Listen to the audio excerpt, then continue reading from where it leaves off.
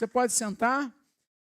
Você viu que eu já troquei de uniforme, porque a gente chuta, mas tem que cabecear do outro lado, então dá um jeito. Mas eu fiz questão de tirar para reforçar o tema da nossa conferência. Esse tema vai ser trabalhado no próximo final de semana, é a virada do nosso ano celular. Às vezes falta tempo e oportunidade de falar tudo que vem ao coração para a igreja. E de onde vem esse tema? De onde vem essa expectativa de um caminho que é a adoração colocando Deus em primeiro lugar, buscando o Senhor acima de tudo, nos leva a uma vida do sobrenatural. Vem depois de muita reflexão, muita oração, irmãos, de que nos últimos anos a gente trabalhou muita coisa de alinhamento. A gente trabalhou sobre unidade, a gente trabalhou sobre discipulado, a gente trabalhou sobre a visão celular. Então a parte, vou dizer assim, né, a parte conceitual, a parte de estudo, a parte técnica, uau, nós acho que já vimos muita coisa. E claro, temos muito para aprender e sempre continuar aprendendo. Mas uma vez o pastor Daniel Mazzoni esteve aqui para uma conferência nossa e conversando com ele sobre esses desafios e sobre como a gente já tinha feito tantos treinamentos, tantos passos, ele falou assim, não, então agora só falta o sobrenatural. E essa palavra dele ficou na minha mente e orando sobre isso, Deus trouxe. E é o que nós queremos galgar para esse próximo ano. Sabe, irmãos, todo o nosso empenho, todo o nosso esforço, toda a nossa dedicação no caminho da adoração. O caminho da adoração é colocar Deus em primeiro lugar. É buscar a Deus acima de tudo. É priorizar Deus em nossos corações, em nossas vidas. Mas aí nós vamos galgar o sobrenatural, que é o derramar de Deus, dos seus milagres. Dele fazer onde nós não sabemos o que fazer. Dele dar prosperidade onde os recursos parecem faltar. Dele gerar multiplicação na célula que parecia que ia fechar. Dele trazer cura para o abatido, o oprimido, o desanimado. Para ele trazer despertamento, desenvolvimento, para que cada um de nós possa crescer cada vez mais na presença do Senhor. Esse é o anseio para o próximo ano. Que a gente viva o sobrenatural, ou seja, além do comum. Além do que a gente pode controlar, além do que a gente pode explicar, além do que a gente pode fazer, que a gente possa viver realmente a dimensão do que Deus tem preparado para nós. Amém, queridos? Então, semana agora vai ser uma semana preciosa, por isso nós não temos reuniões das células essa semana, a gente alivia um pouco a agenda para que você, líder de célula, esteja aqui na quinta-feira, e na sexta-feira começa a conferência. E na sexta-feira, irmãos, vai começar com muita coisa especial acontecendo. Se eu fosse você, eu não perderia. Na sexta-feira à noite, se tudo correr bem, nós vamos abrir pela primeira vez a cafeteria, o Espaço Viva. O Espaço Viva, em parceria com o Café Espesani, estará abrindo a partir de sexta-feira. Está tudo quase pronto, está tudo muito alinhado. E, se Deus quiser, sexta-feira nós vamos realmente abrir a cafeteria e juntamente com a cafeteria vai começar em grande estilo. Eu estou lançando ou relançando o livro O Segredo da Alegria, um livro que eu lancei há 10 anos atrás, ele estava esgotado há bastante tempo, eu reescrevi, eu ampliei, acrescentei um capítulo e ele já está pronto, já chegaram as caixas de livro, está lindo. Nosso irmão Júlio, aqui da Viva, que fez a diagramação, a capa, a arte, ficou muito precioso o livro. E sexta-feira, no culto da noite, nós vamos lançar aqui no culto esse livro.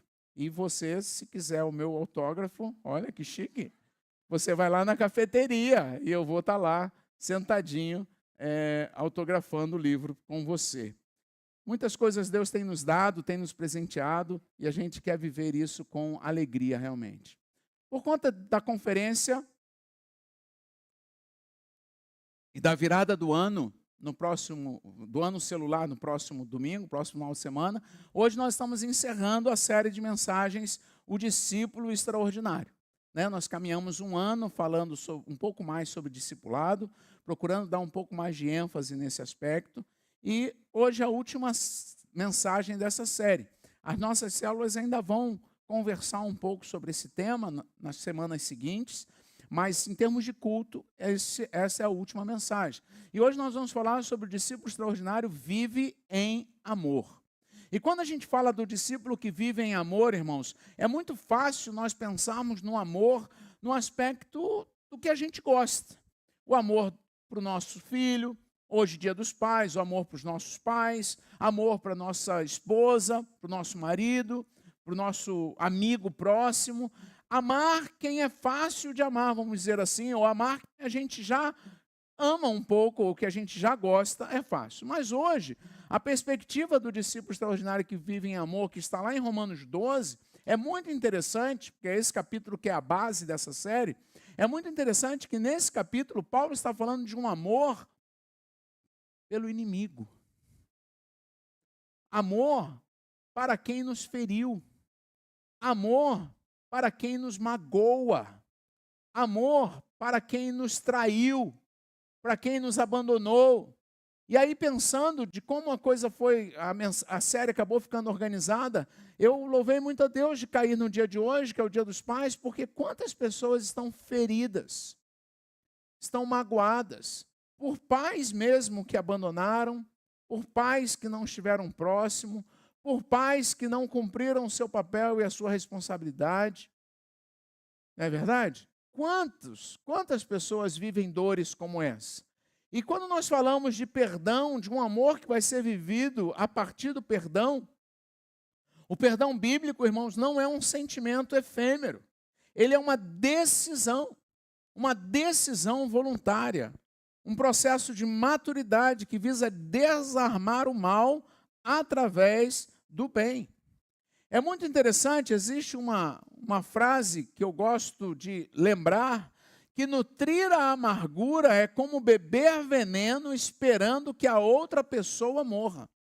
A gente às vezes guarda no coração uma mágoa, uma raiva, um ressentimento, e a gente fica mal com a pessoa, e a gente fala mal da pessoa, e a gente quer distância da pessoa, e a gente está sempre indignado com a pessoa, está sempre reclamando da pessoa. Só que isso, na verdade, é um grande veneno para as nossas almas. É um câncer na nossa alma. É algo que nos corrói, que nos consome por dentro. Então, por favor, abra a sua Bíblia em Romanos, capítulo 12. Eu quero ler do verso 9 ao verso 21. Porque perdoar trata-se de uma reação sobrenatural que vai interromper um ciclo de mágoa, de dor, de ferida, e vai trazer restauração à nossa alma. Romanos 12, verso 9 a 21.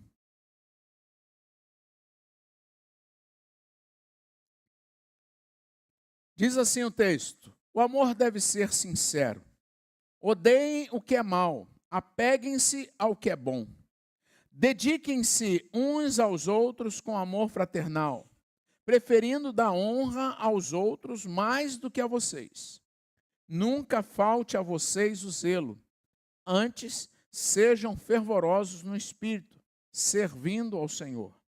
Alegrem-se na esperança, sejam pacientes na tribulação, perseverem na oração. Compartilhem o que vocês têm com os santos que estão em necessidade e procurem ser hospitaleiros. Abençoem, olha só, abençoem aqueles que os perseguem. Abençoem-nos, não os amaldiçoem. Alegrem-se com os que se alegram e chorem com os que choram. Tenham a mesma atitude uns para com os outros. Não sejam arrogantes, mas estejam dispostos a associar-se a pessoas humildes. Não sejam sábios aos seus próprios olhos.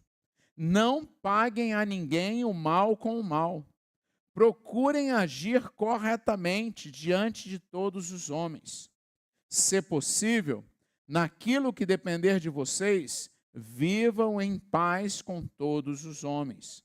Amados, nunca procurem vingar-se, mas deixem com Deus a ira, pois está escrito: minha é a vingança, eu retribuirei, diz o Senhor. Ao contrário, se o seu inimigo tiver fome, dê-lhe de comer. Se tiver sede, dê-lhe de beber. Fazendo isso, você amontoará brasas vivas sobre a cabeça dele. Não se deixem vencer pelo mal, mas vençam o mal com o bem. Desafiadora essa palavra de Paulo, não, irmãos? Desafiadora. Um chamado de Deus a uma atitude totalmente diferente, totalmente contrária ao que o mundo naturalmente costuma fazer. Naturalmente, a nossa atitude como homens é essa matemática que está aqui em cima. Nós sofremos uma injustiça, nós adicionamos aos sentimentos uma retaliação pessoal. E como consequência disso, o mal se multiplica. Nós sofremos uma traição de alguém. Nós então ficamos ressentidos e fermentamos intenções malignas contra aquela pessoa que nos feriu. E naturalmente nós reproduzimos atitudes malignas com aquela pessoa ou para aquela pessoa. A gente vê muito isso nas nações, por exemplo, nas guerras. Pastor Bill Hybels, ele fala no seu livro Liderança Corajosa, ele conta como ele estava ali no World Trade Center no episódio do 11 de setembro, quando as torres gêmeas foram bombardeadas por aqueles aviões, foram atingidas pelos aviões e desmoronaram. E ele foi para lá, então, para fazer parte dos voluntários que estavam socorrendo, ajudando. E ele, enquanto estava ali, ele começou a perceber da parte de Deus, Deus ministrando no coração dele, que ali havia gente fazendo todo tipo de operação para socorrer, médicos, bombeiros, policiais, socorristas, mas Deus começou a ministrar ao coração dele que ele, como pastor, ele tinha uma mensagem do Evangelho para estancar a continuidade de violência que aquele ato poderia gerar. Porque uma família que é ferida, a tendência é devolver com a violência. E de fato é isso que acontece entre as nações. Aquelas pessoas lançaram aqueles aviões ali, e eu não quero entrar no mérito de certo e errado, mas você sabe que muitas vezes alegando que no passado seus países tinham sido afetados pelos Estados Unidos. E agora eles vêm com os aviões e atacam as torres gêmeas. E logo em seguida o presidente dos Estados Unidos mandou guerra para lá de novo. Então é um ciclo que vai se repetir de violência, de dor e de malignidade. E às vezes quando a gente pensa em guerra é fácil a gente perceber isso, mas às vezes isso acontece no nosso dia a dia. É o vizinho que é difícil, que causa um problema para a gente no nosso portão, e a gente vai e revida. Quando vai à calçada, joga o lixo na calçada dele. É o colega de trabalho que não nos atende ou não nos dá apoio na hora que a gente precisa, e a gente fala assim, ele vai ver, vai chegar a hora dele, ele vai precisar de mim. E às vezes ele está precisando de um apoio, de um socorro, e você tem a resposta e você fica quietinho, o problema é dele. Quero ver ele se virar agora. Na verdade, esse é um processo muito natural que o mundo reproduz. Nós nos sentimos injustiçados, nós retalhamos por causa dessa injustiça, mas na verdade isso gera uma multiplicação do mal. O que a gente precisa entender, querido, é que quando a gente assume essa atitude de vingança, de retaliação, nós estamos tomando o papel do único que é o justo juiz, que é Deus. Esse tema é um tema extremamente difícil, porque é muito fácil amar quem, entre aspas, merece ser amado. Mas amar quem nos feriu é justamente sobre isso que Paulo está falando nesse capítulo. É esse chamado que ele está fazendo. E por que ele está fazendo esse chamado? Primeiro, porque nós somos filhos de Deus. Você é filho de Deus? Quem se vê como filho de Deus aqui? Levanta a mão bem alto. Então, deixa eu dizer uma coisa para você. Se você é filho do Pai, amar o seu inimigo é assumir o sobrenome de Deus. É assumir o sobrenome de Deus. A expressão filho do Pai denota semelhança. Assemelhamo-nos a Deus quando exercemos a graça sobre os injustos, assim como o sol nasce sobre maus e bons. Ao mesmo tempo, Jesus vai dizer, um outro motivo é porque nós estamos no caminho da maturidade. Nós somos filhos de Deus e nós somos chamados a amadurecer. Jesus, em Mateus 5,48, diz, portanto, vocês devem ser perfeitos como é perfeito o Pai Celestial de vocês. Jesus usa a palavra teleios, para perfeito, que não significa uma perfeição moral. Porque uma perfeição moral, Jesus sabia e nós sabemos que ninguém vai atingir. Não é essa a ideia de perfeito que Jesus está dizendo. Mas a ideia do que Jesus está trazendo é que há uma maturidade espiritual para nós cumprirmos o propósito desenhado por Deus nesse mundo. E Deus nos salvou, nos transformou, nos mantém nesse mundo para que nós sejamos instrumento da sua graça, do seu favor, do seu socorro, do seu amor. Socorrer os feridos, amar quem vos persegue, ter uma palavra de vida quando todos só estão pensando na morte, se doar para restaurar alguém, subir uma montanha como os legendários, como eu subi para servir mais uma vez, e 300 e poucos homens subiram para servir, e a gente estava lá andando no meio daquele ambiente, e a gente conversando, a gente estava trabalhando, e estava falando assim, gente, a gente é doido. Olha onde a gente está, de madrugada, de noite, no campo aberto. Olha o que a gente está. Por quê? Porque a gente acredita que Deus nos levantou para, de alguma forma, tocarmos a vida de homens. E levarmos esses homens a conhecerem o amor de Deus, a graça de Deus, o perdão de Deus, o favor de Deus. Eu e você somos chamados para isso, querido. Somos chamados para esse amadurecimento que nos leva à imagem de Jesus. Renunciar à vingança não é ignorar a injustiça, mas reconhecer que a retaliação pessoal é uma usurpação do papel de Deus. E é uma matemática ruim, que eu já mostrei aqui para vocês. Eu não quero tomar o lugar de Deus. Eu preciso lembrar que em Romanos 12, o apóstolo Paulo está nos trazendo uma proposta de renunciarmos o instinto humano. Que a natureza humana pecaminosa é tendente a reproduzir. Que instinto humano é esse? Ele vai dizer aí, nós temos a tendência de amaldiçoar, nós temos a tendência de pagar o mal com o mal, nós temos a tendência de querer fazer justiça com as nossas próprias mãos. Essa é uma tendência humana. Paulo fala disso dos versos 17 ao 20, quando ele diz, não pague mal por mal, não faça justiça com as próprias mãos, dê lugar à ira de Deus. Deus vai cuidar disso, confie. A justiça pertence ao Senhor, o Senhor está no controle. E Paulo ainda diz, sirva o seu inimigo, dê comida, dê água. Se ele está com fome, dê algo para ele comer. Se ele está com sede, dê algo para ele beber.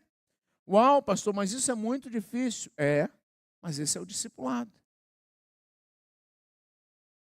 Você quer ser um discípulo extraordinário? Ser um discípulo extraordinário, a palavra diz, é extra o que é ordinário. O que é ordinário? É o que é comum.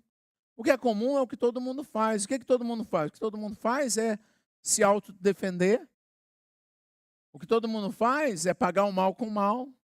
Mas se eu quero ser um discípulo extraordinário, eu sou chamado por Paulo, dos versos 14 a 16, abençoar quem persegue você, alegrar-se com os que se alegram, chorar com os que choram, viver em harmonia. Uau! Como é desafiador! Como é desafiador! Quem nos dá um exemplo muito forte disso, tem duas histórias que são muito lindas sobre perdão.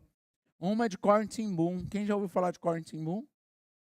Corrie ten Boom, sua família, ela era uma jovem na Polônia, e seu pai resolveu construir dentro de casa um esconderijo para abrigar judeus durante a guerra. E essa família, durante anos da guerra, escondeu muitos judeus ali dentro, que sobreviveram todo aquele período. Mas chegou um momento que a inteligência nazista conseguiu perceber e viu que ali era um esconderijo e levou todos que estavam ali presos e levou a família presa também. E toda a família foi levada para o campo de concentração, inclusive Corrie ten Boom. E lá no campo de concentração, sofreram muito, e ela viu sua mãe morrer, seu pai morrer, viu sua irmã morrer ao seu lado. E só ela sobreviveu da sua família. Acabou a guerra, ela sobreviveu, saiu dali e se tornou uma pregadora do Evangelho. Começou a viajar o mundo como conferencista. Escreveu um livro muito precioso, escrito por ela, O Refúgio Secreto. E ela conta a história. E um dia ela estava na Alemanha pregando. E ela conta em uma de suas biografias que ela, ao final do culto, um homem magro, alto, esguio, veio andando na direção dela e ela logo reconheceu que era um dos soldados que muito tinha oprimido ela no campo de concentração. Que tinha inclusive sido um dos responsáveis pela morte de sua irmã. E aquele soldado chega diante dela e pede perdão a ela, porque agora ele tinha se convertido. E ele era um crente em Cristo Jesus. E ela conta que todo aquele turbilhão de coisas passou pela sua mente. Em alguns segundos ela precisou processar e dar uma resposta. E ela decidiu naquele momento perdoá-lo. E ela estende a mão, e eles se abraçam, e eles oram juntos. Porque agora eles são filhos do mesmo Pai. Uma outra história muito preciosa é a história de Elizabeth Elliot, esposa de um dos missionários de um grupo de 5 homens que, ao irem pregar o Evangelho na Amazônia, na região ali da Colômbia, da Bolívia, por ali, aquela área, ao contactar a tribo, os 5 foram mortos pela tribo nativa. Aquelas mulheres retornaram aos Estados Unidos, viveram o luto, mas depois decidiram retornar para continuar o trabalho naquela aldeia. E aquelas mulheres viveram o milagre de Deus, ganharam aquela aldeia para Jesus. Os homens que mataram seus maridos se tornaram os primeiros cristãos daquela aldeia. Se tornaram líderes espirituais naquela aldeia. E começaram a desenvolver relacionamento com aquelas irmãs, com seus filhos, como verdadeiros irmãos, verdadeiros pais. E as famílias passaram a se relacionar profundamente. Só o poder de Deus para gerar perdão em tão alto nível. Mas é esse perdão que Jesus nos chama a viver. Para que você seja livre, querido. Para que você deixe ir quem te feriu e o abençoe. Paulo vai dizer, eloguel, abençoe aquele que te persegue. O que significa isso? Orar em favor de. Ore em favor de. Quem foi que te traiu? Ore por ele. Quem foi que te feriu? Ore por ele. Quem foi que te abandonou? Ore por ele. Quando a gente entende isso, querido, a gente entende que há um processo da parte de Deus que vai acontecer. E por isso, Paulo, em Romanos 12, no verso 21, diz, não se deixem vencer pelo mal, mas vençam o mal com o bem. Paulo vai usar a expressão, fazendo essas coisas, dando de comer, dando de beber, você amontoará brasas vivas sobre a cabeça.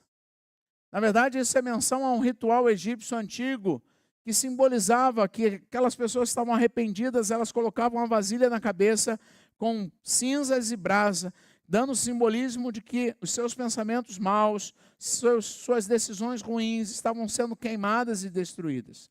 Paulo está dizendo que quando você toma a decisão de perdoar, quando você toma a decisão de abençoar quem está te fazendo mal, quando você toma a decisão de orar por quem está te ferindo ou por quem te feriu, quando você toma a decisão de, no que depender de você, vencer o mal com o bem, é como se você estivesse colocando sobre a cabeça da outra pessoa essas brasas que vão estar queimando os pensamentos dela. O que Paulo está querendo dizer com isso? Presta bem atenção, nós temos a tendência de pensar assim, vou fritar meu inimigo.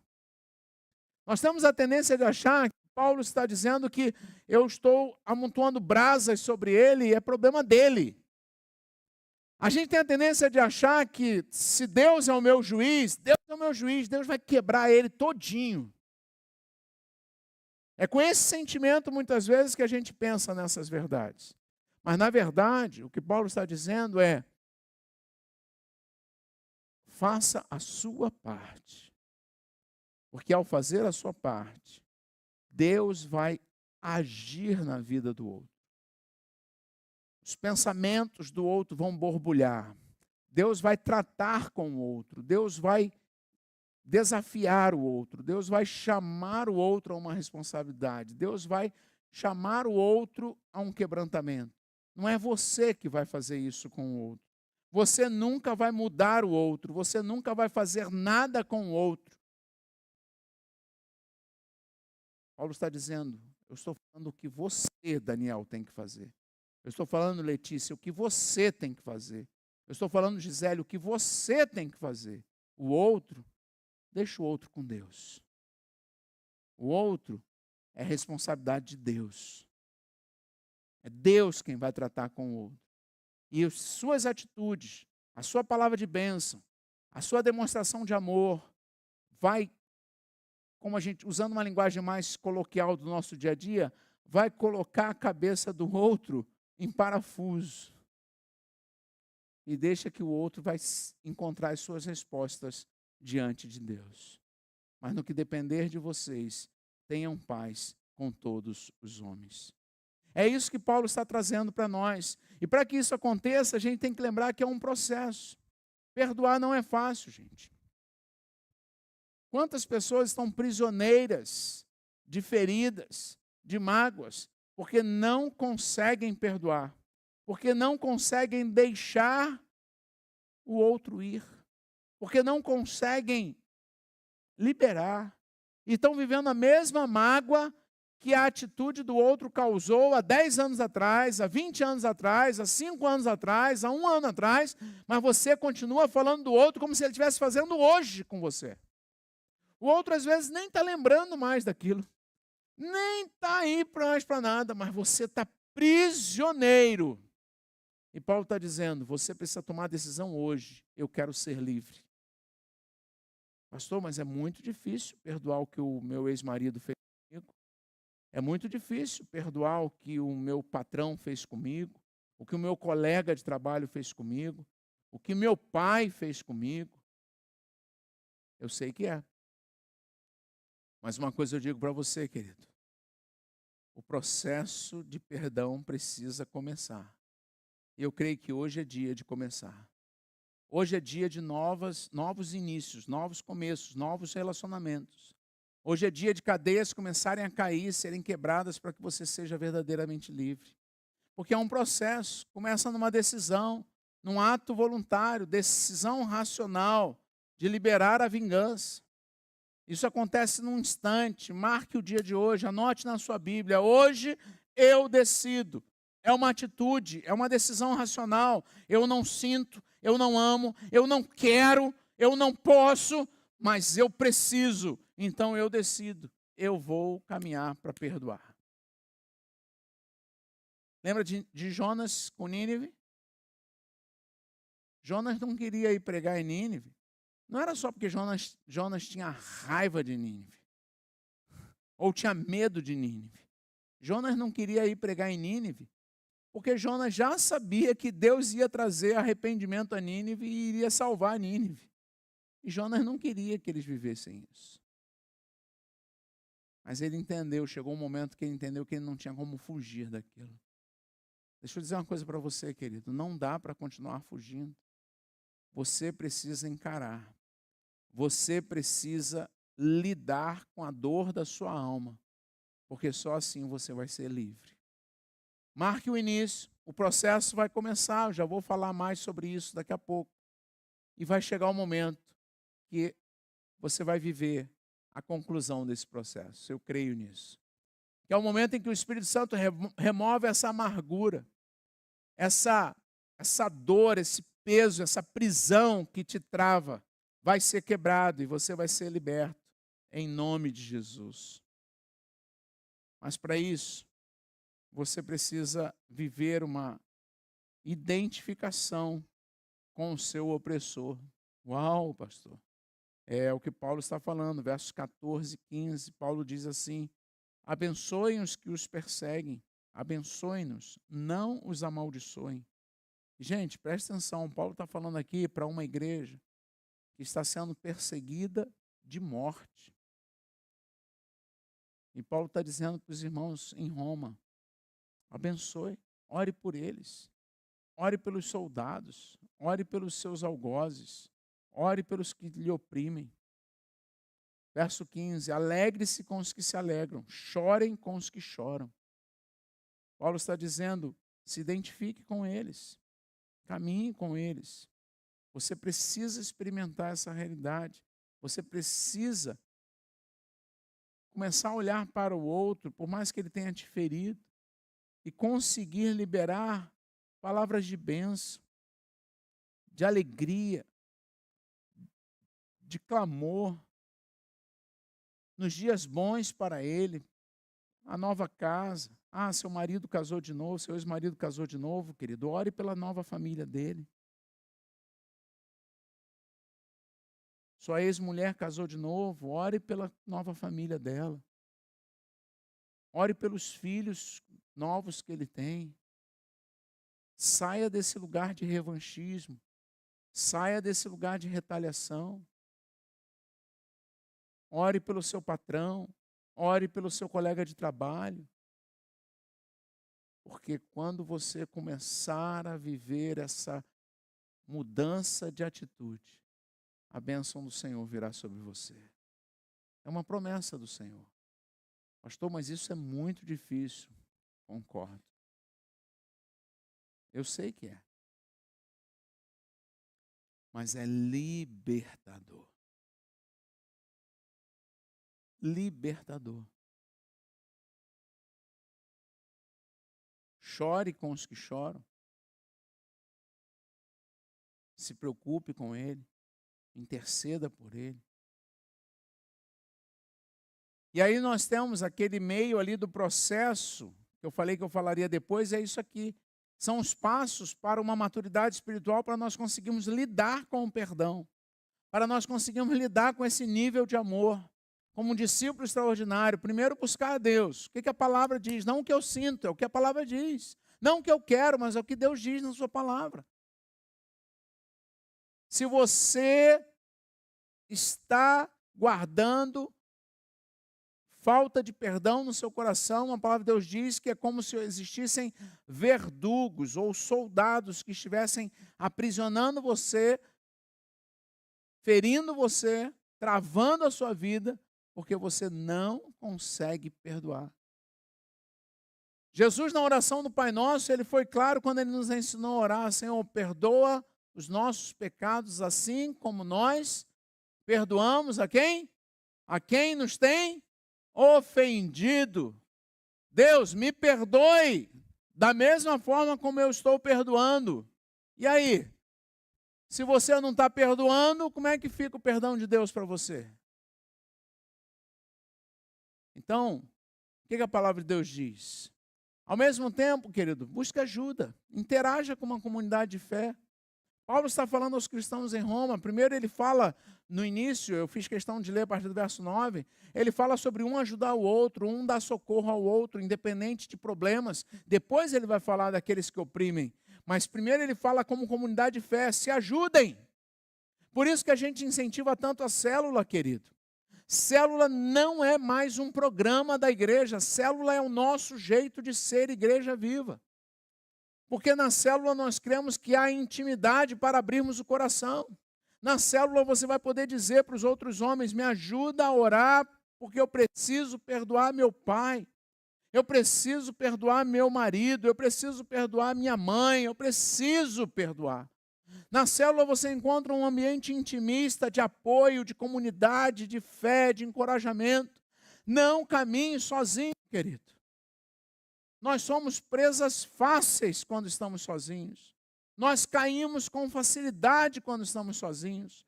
Nós abandonamos a fé com facilidade quando caminhamos sozinhos.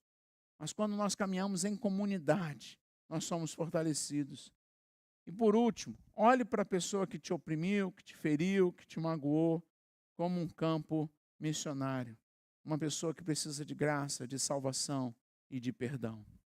E eu termino, querido, dizendo para você: entregue a fatura da injustiça sofrida ao verdadeiro juiz. Entregue a Deus. Escreva na sua Bíblia: eu decido perdoar. Coloque o nome da pessoa ali na data de hoje. Eu decido perdoar hoje fulano de tal. Eu quero, eu vou buscar isso. Eu vou lutar por isso. Eu vou trabalhar para isso. Eu vou estudar na palavra. Porque olha o que está escrito aqui embaixo: ó, nunca somos tão parecidos com Jesus como quando tratamos as pessoas de uma forma que elas não merecem. Foi o que Jesus fez por nós. Eu e você, querido, nós não merecíamos. Eu e você nunca fomos merecedores, mas Jesus entregou a vida dele na cruz do Calvário. Ele derramou o seu sangue na cruz do Calvário por mim e por você, sem nós merecermos nada. Mas ele fez para nos resgatar, para nos salvar. Da mesma forma, querido, você precisa. Você precisa experimentar essa liberdade. Nós vamos celebrar a ceia do Senhor nesse momento. A ceia que nos aponta essa graça de Deus, esse favor de Deus, esse socorro de Deus, essa presença de Deus em nossas vidas. Em Mateus 5,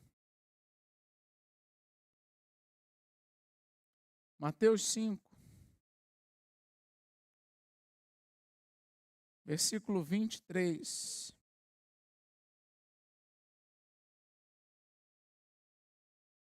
Jesus diz assim: se, pois, ao trazeres ao altar a tua oferta, ali te lembrares de que teu irmão tem alguma coisa contra ti, deixa perante o altar a tua oferta, vai primeiro reconciliar-te com teu irmão, e então, voltando, faze a tua oferta. Sabe, querido, nesse momento nós vamos celebrar a ceia. Paulo diz para nós não tomarmos a ceia de maneira indigna. Quantas vezes nós estamos tomando a ceia, crendo no sacrifício de Jesus por nós, mas nosso coração está magoado, ferido, sem perdoar alguém que nos ofendeu. Estamos às vezes numa mesma igreja, e temos pessoas dentro dessa comunidade de fé com quem nós não falamos. Temos coragem de não falar, de não nos relacionarmos. Em nome de Jesus, isso precisa cair por terra. Você precisa pedir ao Senhor hoje graça e começar tomando uma decisão. Senhor, eu quero perdoar. Hoje de manhã na ceia eu estava lembrando e vou repetir agora. Imagina no grande dia do Senhor, a mesona com Jesus. E Jesus chega lá e diz assim: agora eu quero que todos os familiares se sentem juntos. Mas você tem seu familiar que é crente, que é salvo, mas você não fala com ele. E agora? Ou então Jesus fala assim: eu quero que todos os crentes que congregavam na Viva sentem juntos aqui para cear comigo. Mas aí você vai sentar ali na frente de Jesus e tem aquele irmão que você nunca conseguiu perdoar. É claro que eu estou fazendo um simbolismo talvez muito distante da sua percepção. Mas o que eu quero dizer para você hoje, querido, hoje, talvez você tenha saído de uma comunidade de fé e vindo para cá, para Viva, porque algum líder lá te feriu, porque algum pastor te decepcionou e você nunca conseguiu liberar perdão. E está aqui, mas volta e meia quer saber como é que está lá. Você precisa ser livre. Você precisa perdoar. Seu filho, seu pai, sua esposa, seu marido, seu amigo. O discípulo extraordinário vive em amor e não é fácil. Mas é o chamado de Deus para nós. Nós vamos participar da ceia. Se você não pegou os elementos na chegada, levante sua mão que a recepção vai trazer para você. Fica com a mão levantada um pouquinho, por favor, que a recepção já vai trazer até você. Quem já está com os elementos já vai abrindo, já vai se preparando. Eu gostaria que você fechasse seus olhos e você imaginasse agora, ou lembrasse agora. Você tem alguém, querido, que você precisa liberar nessa noite? Tem alguém que você precisa deixar ir nessa noite? Alguém que você precisa de verdade perdoar nesta noite? Ou pelo menos começar o processo? Talvez leve semanas, talvez leve meses, talvez até anos. Mas você está tomando a decisão hoje: Senhor, eu quero perdoar. Eu quero ser livre. Me ajuda, Senhor. Me ajuda. Me ajuda, porque o Senhor deu a sua vida na cruz do Calvário por mim e deu por Ele também. Então, Senhor, eu quero vê-lo salvo, eu quero vê-lo transformado. Talvez, querido, você nunca se reconcilie, talvez você nunca o veja novamente, ou talvez até alguém que lhe feriu muito já até partiu. Você não tem nem a chance de vê-lo novamente. Mas diante de Deus, você pode se tornar uma pessoa livre. Então, querido, que você possa, ao comer desse pão, se lembrar que você faz parte de um corpo, o corpo de Cristo. E esse corpo é chamado a viver em unidade, num relacionamento pleno, profundo, de amor com Jesus. Por isso, disse Jesus: comei dele todos, comamos.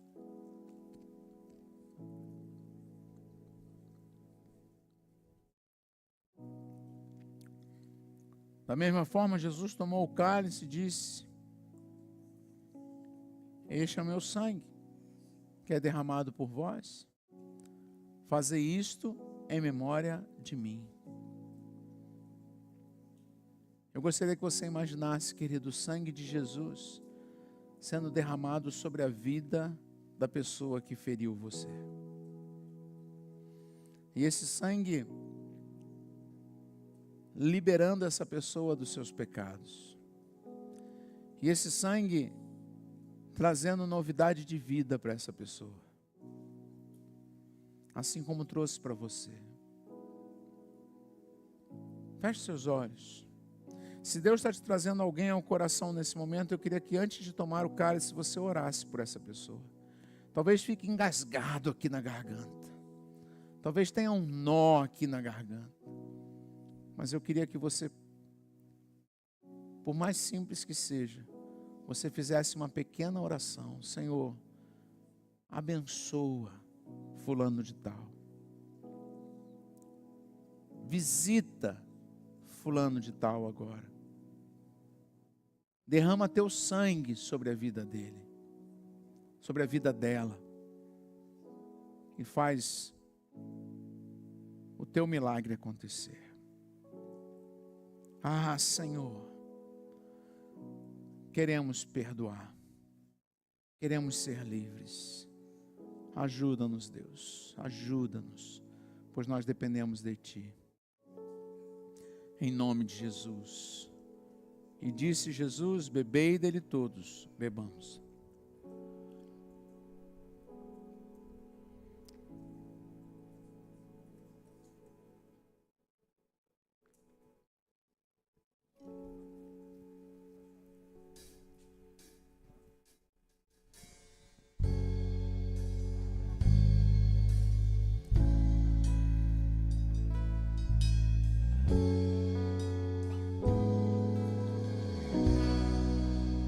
Graças eu te dou, Pai, pelo preço que pagou, sacrifício de amor que me comprou, ungido do Senhor, pelos cravos em tuas mãos, graças eu te dou, ó meu Senhor. Lavou minha mente, coração, me deu perdão, restaurou minha comunhão. Digno é o Senhor, sobre o trono está.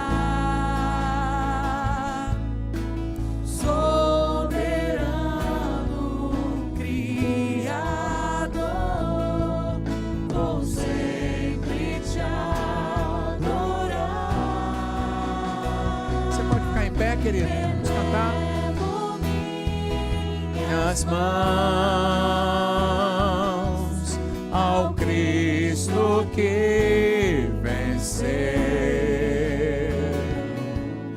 Cordeiro de Deus morreu por mim, mas ressuscitou.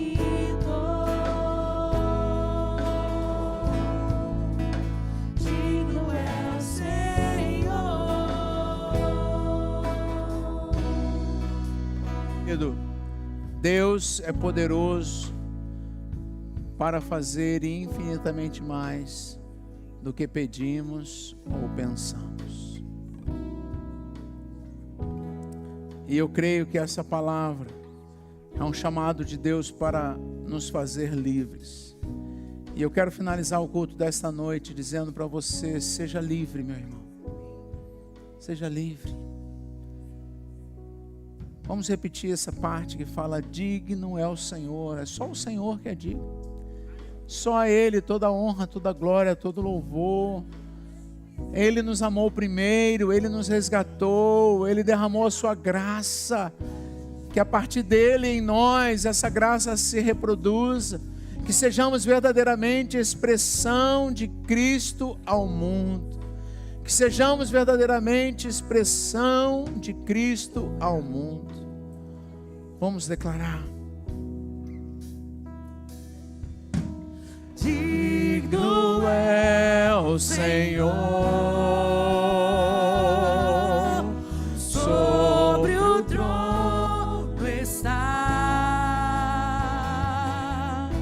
soberano Criador, vou sempre te adorar. Elevo minhas mãos ao Cristo que venceu, Cordeiro de Deus morreu por mim, mas ressuscitou.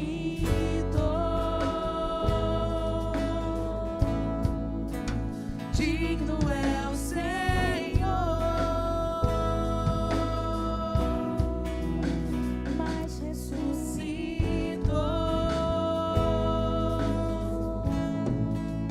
Digno é o Senhor.